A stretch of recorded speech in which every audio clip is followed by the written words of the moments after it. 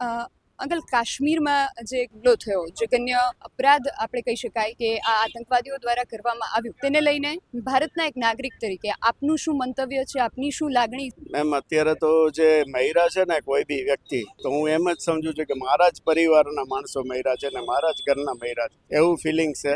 ને વસ્તુ તો આખા ભારતમાં જે પ્રવૃત્તિ થાય છે એની સામે જે સ્લીપર સેલ્સ છે જે બધા એને ખતમ કરવા જોઈએ. ગેરપ્રવૃત્તિ જે કરતા હોય, ખરાબ ખોટી પ્રવૃત્તિ કરતા હોય, જે ક્રિમિનલ માણસ છે ને એ જેલમાં જ હોવો જોઈએ. ક્રિમિનલ માણસ બહાર હોવો જ ન જોઈએ. અધરવાઇઝ કાંઈ એને મારી નાખવો જોઈએ, કાંઈ જેલમાં હોવો જોઈએ. આવા જે કંઈ આતંકવાદી કૃત્ય કરે છે એ લોકો માટે તો એક જ સજા છે. જો દેશને સમૃદ્ધ રાખવો જોઈએ તો કોઈ ક્રિમિનલ બહાર ના હોવો જોઈએ. પછી પોલિટિકલ હોય કે ગુંડાકી હોય, ગુંડાનું પ્રમોશન તો પોલિટિક્સ છે. તો ખાસ તો સ્લીપર સેલ્સ જે ઘણા છે જે આવું બધું ડ્રગ્સ, વેપન્સ ને જે ખોટા કામ કરે છે ને એ ખોટા કામ માટે જે પોતાની ધાક બેસાડવા માટે એકચ્યુઅલી ડરપોક છે ને જે કે નામર્દ છે અથવા હિજડા છે કે એ લોકો કોઈ પાવરફુલ વ્યક્તિ નથી. એને જો કુસ્તી કરવી જોઈએ ને, જો પાવરફુલ વ્યક્તિ હોય ગોળી મારવી તો સામેના માણસના હાથમાં બંદૂક હોય ને તમારા હાથમાં બંદૂક હોય. અમેરિકામાં ક્રાઇમ એટલે જ નથી ને કે સામાન્ય માણસના હાથમાં પિસ્તોલ હોય છે ને બોડી બિલ્ડરોના હાથમાં પિસ્તોલ હોય, તો જે પહેલી ગોળી મારે એ જીતી જાય. તો એ કઈ મોટી વસ્તુ નથી કે ગમે ત્યાંથી ખોટા